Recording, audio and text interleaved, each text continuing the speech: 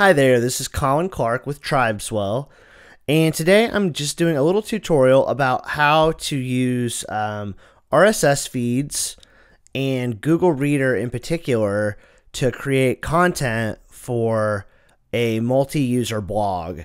So I have this blog here, it's myreiadvisor.com, and there's a team of us that all get together and we create content for this blog. So we decided to use Google Reader to find topics for the blog and find more things to write about.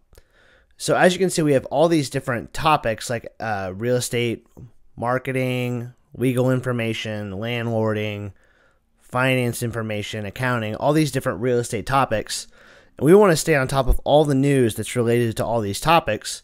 So what we're going to do is use an RSS reader, Google Reader in this case, so that we can all collaborate and stay on top of all the news. So the first thing I did was created an account for all of us to use. So if you go to google.com/reader, it'll take you to the login screen for Google Reader. And if you already have a Google account that your group uses, you can use that. But for this particular account, it is, go ahead and log in here.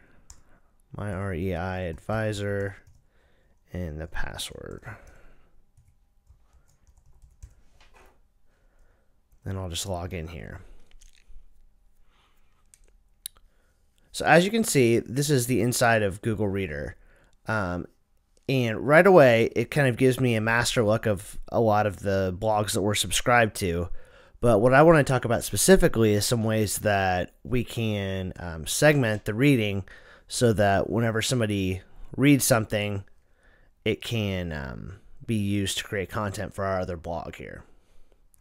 So one of the things we need to do is, how do we find feeds to read that'll be important for this? And I've got a couple of tabs open here with some feeds that are open, but I'll just show you one really good source for finding blogs that talk about certain topics is to go to Google Blog Search. So I'm just going to go to google.com. And there's other ways to get to it, but probably the easiest way is just to go to the big search box and type Google Blog Search. And it's the very first result here. So I'll just click on that. And what Google Blogs does is it'll actually just search within blogs. So it makes it just a little bit easier to find blogs that are talking about certain topics. You can do this in the standard Google application as well, just google.com. But I find that blog search kind of makes it work a little bit better. So for this particular blog, I'm in charge of the marketing segment. So I'm going to type in real estate marketing. And it pulls up all these different blogs. And what I want to find is blogs that are talking about real estate marketing on a regular basis. I don't want somebody that's just written one article about it. I want somebody that... So this is real estate, Brandon, Florida. So it looks like they have an article about... So this is fine. Not a great site for what I'm looking for, but I've got a couple other tabs open here so I can show you what's going on. What we're looking for on these sites is to get the RSS feed so that we can put it in our RSS reader. And usually what you'll see is something like that looks like this, a little RSS button, the orange button with the dot and then the two little curves extending out from the dot. And usually it'll say RSS on it or it'll say RSS feed on it. And if I just click on that, depending on what your browser is or what feed service they're using, usually it'll just take you to a page. Sometimes it might even look like gibberish, but it'll say feed up in the URL. So if I take that and I copy it, I'm just going to hit Control-C to copy, or Command-C if you're on a Mac. And then when I go back to Google Reader here, there's a button here that says Add Subscription. So if I just add a subscription, I'm going to paste it by hitting Command V or Control V if you're on a PC, and add. And now, as you can see, this was the page. This was the website that we were on. This Future of Real Estate Marketing website. And it had all these articles. Now, all the content for those articles is in my reader. I don't have to go to that website to see the content that's in the articles on the site. I can just read it in my reader. So here it is. There's this quick and easy time savers.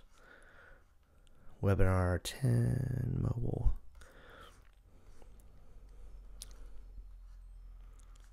So, and you'll notice what happens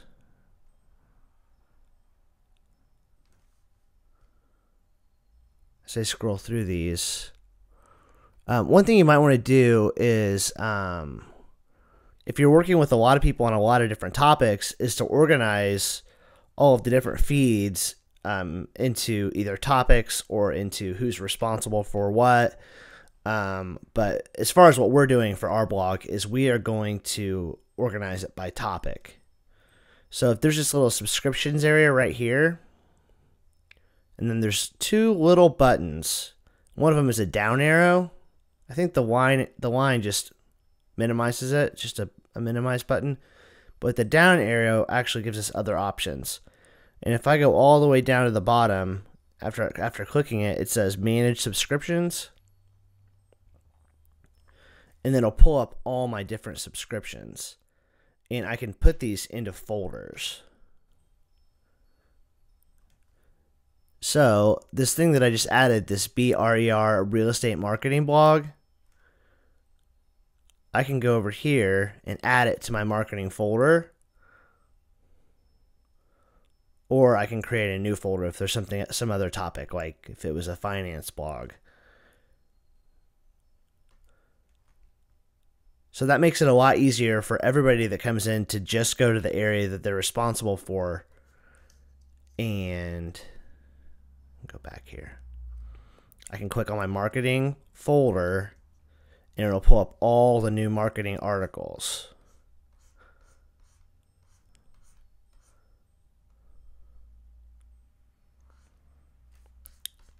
And then obviously after I do this, what we're looking for is I'm looking for trends within these marketing articles that tells me what's going on in the space so that I then know what to report on the website. So I'm going to use this to find topics and create content for the website. I might quote some of these articles. I might reference some of them in my posts here. But this is just a good news source that I can use to find out what's going on in the space and then to use that to create content for our website here. So that's about it. Again, this is Colin Clark with TribeSwell. And if you have any questions, you can just leave them in the comment section right below this post. Or I'm going to put this on YouTube as well. So you can just ask a question on YouTube as well. So thank you very much for watching.